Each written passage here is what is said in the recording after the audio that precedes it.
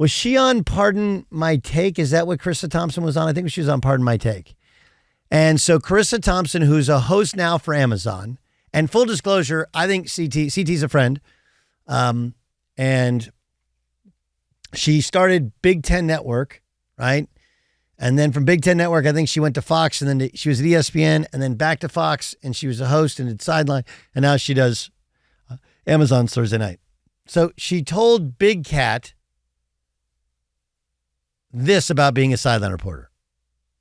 And I've said this before, so I haven't been fired for saying it, but I'll say it again. I would make up the report sometimes because A, the coach wouldn't come out at halftime, or it was too late. And I was like, I didn't want to screw up the report. So I was like, I'm just going to make this up because first of all, no coach is going to get mad if I say, hey, we need to stop hurting ourselves. We need to be better on third down. We need to stop turning the ball Pressure over. the quarterback. We need, yeah, exactly. and do a better job of getting off the field. Like, they're not going to correct me on that. Right. So I'm like, it's fine. I'll just make up the report. Yeah, so she'd say, like, I'd made it up. Now, she'd said sometimes, like, so here's the way it works. And the only person who's hosting a national radio show who knows this is this guy right here. And I know it only from one time, but I got to do Sideline for Fox in the NFL. It was Dolphins when Adam Gase was the coach.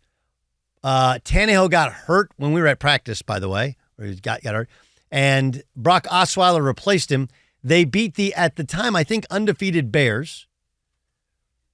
And by the way, I met Josh Lucas, who's going to join us upcoming that same weekend because he was director of player personnel for the Bears. But here's the way it works. One team, I think it's the team that's winning, you walk off with and talk to the coach, and then the team that's losing, or maybe it's the home team, I forget that. So what you're supposed to do is when the buzzer sounds at the end of the first half, you got to beeline it or be on one sideline and be with the PR guy and the head coach. And you get like from the time that they walk from the sideline to the time that they walk into their locker room. That's the only time they're supposed to talk to you. And then when they come out of the locker room, you're at a different locker room and you got to walk out with them. This actually happened to me. Okay? It happened to me. Adam Gase was going to be waiting for me. The PR guy from the Dolphins was waiting. I was in the stands because that was the site of the Super Bowl that year. And Miami had done a really cool job where they made these like big chairs where they had TVs and everything. And so I was doing what's called a hit, right? They came to me with like, 2 minutes left in the first half. And it was supposed to be like 4 minutes left in the first half, and there was no stopped action for them. They're like, just stay there, just stay there, just stay there. Finally, I did my little spiel of what's coming up at the half, and hey, these are the seats that people can sit in for the Super Bowl, which the league had asked me to do. And then all of a sudden, like I got to come out of the stands. You got a security guy, and the Dolphins are on the other sideline. So they strike 0 on the clock, and I go sprinting, and the Dolphins PR guy, because Gase was, I don't know if he was mad. He was already mad at me about something else. I barely got any time. They're like, look, dude, you're supposed to be here right when it's double zeros. And now coach is in the locker room. Thankfully, he actually came out, gave me a couple of things, and then I went over to the Bears locker room. So it does happen. What's your reaction, Dan Byer? To what Charissa Thompson said or your experience? Well, you make it up because you like. I don't have as much of a problem as I feel people do on social media. I feel there are a lot of people who are saying, my goodness, how can we even trust anything that she says? It wasn't that she was making up lies or putting words in in the coach's mouth. I also feel that in a way we are, I don't put a lot of stock in these reports. Sometimes they give us good bites. I'm not saying that I don't have a problem with Charissa Thompson but I feel that the outrage over it is silly. Here's this is the real thing, okay? I value sideline reporters because if you have a good one, or if something goes wrong, okay, it's like insurance. You don't want to be without a sideline reporter for when somebody gets hurt. Like you're sitting over there, you're in your booth, and did the kid get hurt? Is he not hurt? Is he coming back in? Like, what's the real story? Like, you can't get up out of your chair. You can during a timeout in basketball and football. You can't. You're up in the 300 level. The really good ones, and I think Erin Andrews might be the best at it.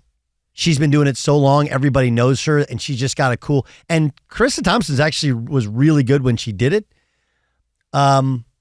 But I think the mistake that we make is you don't always have to. It's like program. You don't always have to go to them for a halftime report. Like if you don't, where I would back up CT is I understand why she can just go, Coach, because your questions can be like, what'd you think of the first half?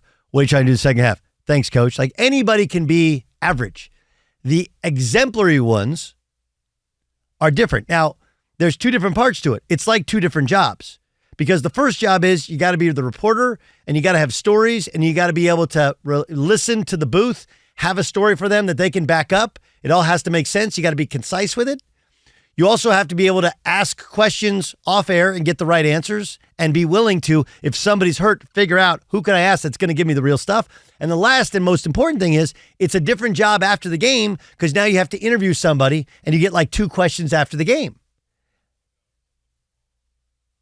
Molly McGrath, who's a sideline reporter, she used to be at Fox, now she's at ESPN. What'd she tweet? She tweets this out, and I think that the second layer of this entire topic is that women looked at what Charissa said here, and now they're like, oh, good. Another reason for men to distrust, women on the sidelines or think poorly of women on the sidelines. That's the sense that I get on Twitter. And Molly McGrath kind of wraps that up. She says, young reporters, this is not normal or ethical. Coaches and players trust us with sensitive information. And if they know that you're dishonest and don't take your role seriously, you've lost all trust and credibility.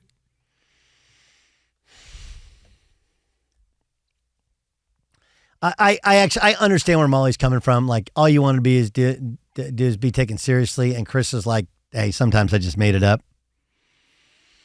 I get it. I get where Molly's coming from. I think part of it is Charissa has always been confident. She's been doing a lot. There is a lot of trust. The mistake is, a lot of times the mistake is like, we don't have to go down to a silent reporter. Hey, I missed my window. Like, all right, find some, I'll give you, 5 more minutes. I'll come to you early in the second half. Find somebody interesting to talk to. I think the thing about live TV is things go wrong. They just do. Things go wrong all the time. For example, I was up waiting in those seats in Miami, and then I knew I had to get across the field to talk to Adam Gase, who already didn't want to talk to me, and I end up getting there late. We'll talk about this some more, but it's a really cool, fun topic, and because everyone has an opinion on sideline reporters, literally everyone. But, I was just at that Champions Classic, Holly Rose there. Holly's awesome. Incredible worker. But I think Charissa and Aaron Andrews and Molly, they're all different. They do a good job. I think they bring a ton of value. I do think that you could say this diminishes some of the value because you're sitting there going like, is that really? Now we think it's like the Tim Donaghy deal. Right? It makes you think that every ref might have a little bit of money on the game. It's like the steroids in baseball. When you see big numbers from a guy that hadn't had big numbers, you think they must be using steroids. Now, anytime you hear, hey, we got to get better on third down, you're automatically thinking, did they make that up?